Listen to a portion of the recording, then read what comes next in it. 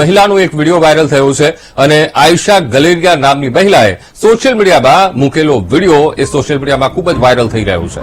Police અકસ્માત બાદ ધાક ધમકી અપાયાની ફરિયાદ નહીં લેતી હોવાનો વિડીયોમાં આરોપ કર્યો છે. બીજી બાજુ ટ્રાફિક પોલીસ સ્ટેશનમાં મહિલા સામે ફરિયાદ નોંધાયાનો પોલીસે ખુલાસો કર્યો છે.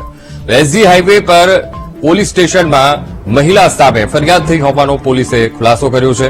મહિલાએ અકસ્માત કર્યા બાદ બંને પક્ષ વચ્ચે બોલાચાલી થઈ હતી અને સરખેજ પોલીસે બંનેની ફરિયાદ નોંધી તપાસ શરૂ કરી છે.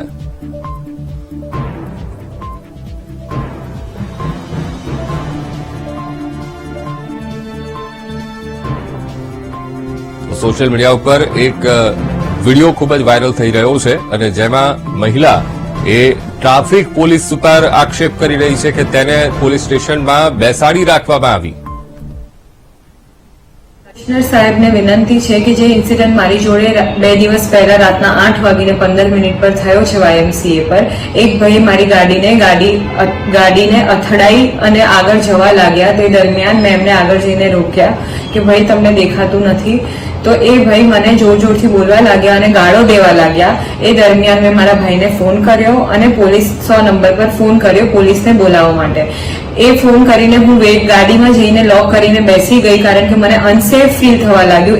એ ભાઈના વ્યવહારના પ્રમાણે મને અનસેફ ફીલ થવા લાગ્યું.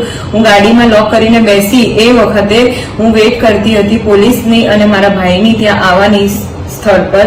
ત્યારે એ ભાઈ મારી ગાડીને જોર જોરથી આવીને નોક કરવા લાગ્યા કે બહાર ઉતર. અબ્યુઝિવ લેંગ્વેજ યુઝ કરવા લાગ્યા અને અવ્યવહારિક એમણે મારી જોડે વ્યવહાર કર્યો અને હું મારા ભાઈ માટે વેઇટ કરતી હતી અને પોલીસવાળાનો વેઇટ કરતી હતી. પોલીસ આયા એ પછી પોલીસવાળાને મેં બધું ઇન્સિડન્ટ કીધું. એ મારું કંઈ જ સાંભળવા તૈયાર નતા અને મારી કમ્પ્લેન લેવા તૈયાર નતા.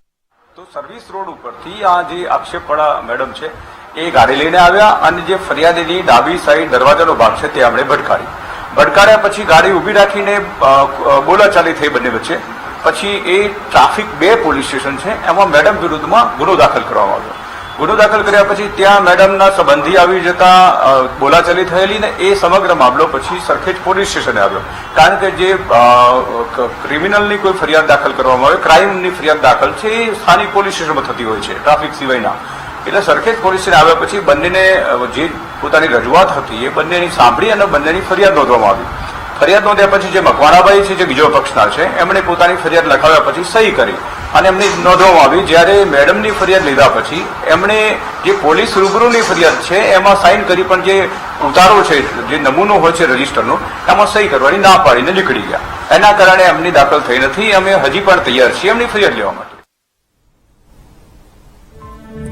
તો એક તરફ મહિલા એ આ વિડીયોમાં આક્ષેપ કરી રહી છે કે જ્યારે ગાડી અથડાઈ અને સામેવાળી જે વ્યક્તિ છે એ અપશબ્દો બોલી રહી હતી, ડરાવી રહી હતી, ધમકાવી રહી હતી, બોલાચાલી કરી રહી હતી, ગાડી ઉપર નોક પણ કરી રહી હતી. પણ ત્યારે ખૂબ જ ગભરાઈ ગયા હતા. પોલીસને જાણ કરી. પોલીસ જ્યારે આવે છે ત્યારે તેમની નથી સાંભળવામાં આવતા અને ત્યારબાદ તેમની ફરિયાદ પણ નથી લેવામાં આવી. આ પ્રકારનો આક્ષેપ એ ટ્રાફિક પોલીસ પર લગાવી રહ્યા છે અને સામે ટ્રાફિક પોલીસે આ બાબતે ખુલાસો પણ કર્યો છે.